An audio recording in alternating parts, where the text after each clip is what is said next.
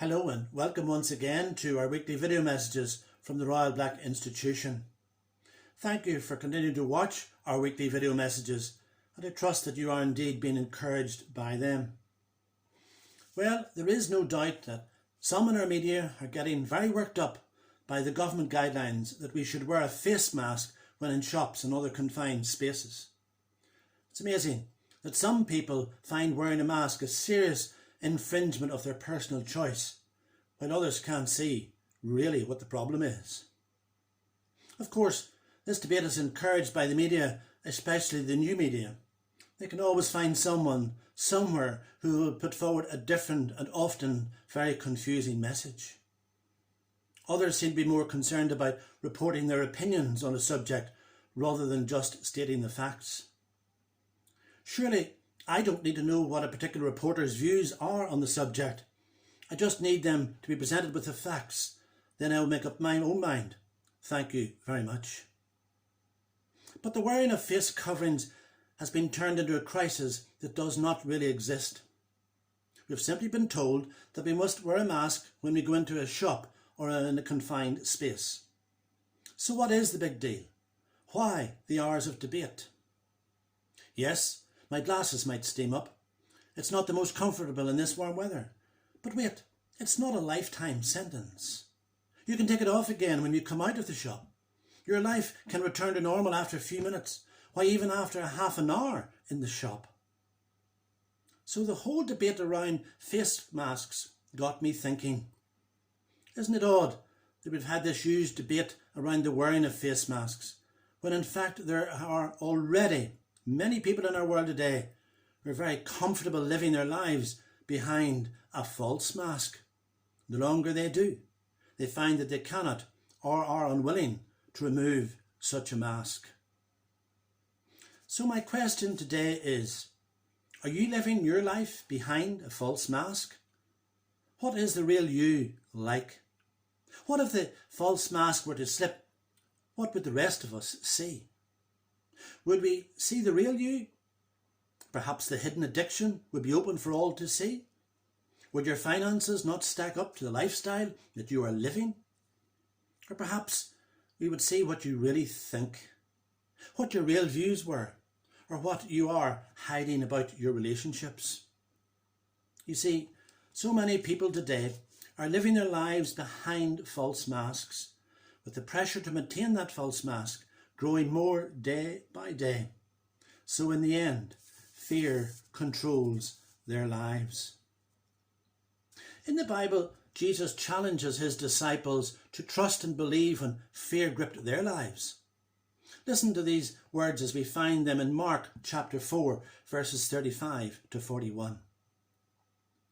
That day when evening came, he said to his disciples, "Let us go over to the other side." Leaving the crowd behind, they took him along just as he was in the boat. There were also other boats with them. A furious squall came up and the waves broke over the boat, so it was nearly swamped. Jesus was in the stern, sleeping on a cushion. The disciples woke him up and said to him, "Teacher, don't you care we drown?" He got up, rebuked the wind, and said to the waves, "Quiet, be still." Then the wind died down, and it was completely calm.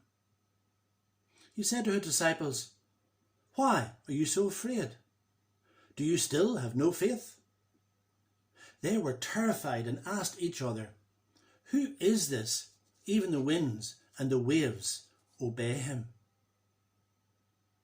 So even though Jesus was with them, fear gripped the disciples, and fear can grip and control you. The disciples panicked. Remember that many of them were hardened fishermen, but in this storm, the mask slipped and fear took control.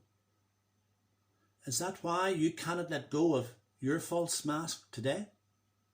You're afraid of fear has controlled you. If that is the case, I want you to see how this situation turns out for the disciples. They wake Jesus up. He rebukes the storm and calm is restored. But then Jesus turns to his trusted followers, his disciples, and asks them, "Why are you so afraid?" Perhaps Jesus is asking that same question of you today. So why not wake him up? Why not cry unto him and let him rebuke your storm? Let him take away your false mask. Let him remove your fear. Don't leave yourselves in doubt as the disciples did, as we read. They were terrified and asked each other, "Who is this? Even the wind and the waves obey him." You see, the real problem for the disciples, and perhaps is the same problem for you today, they let fear tell them that Jesus no longer cared for them, that he no longer could sort out their storm. They needed to hide their lack of faith behind the mask of the storm.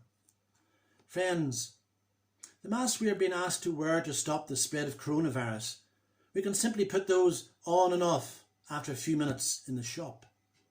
It's not such a big deal.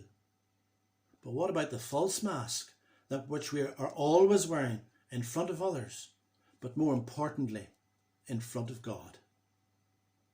Why not let go of your phony mask today completely and come to the one who really cares for you, Jesus, and place your faith and trust in him, and stop trying to keep your appearances while behind the false mask you are falling apart.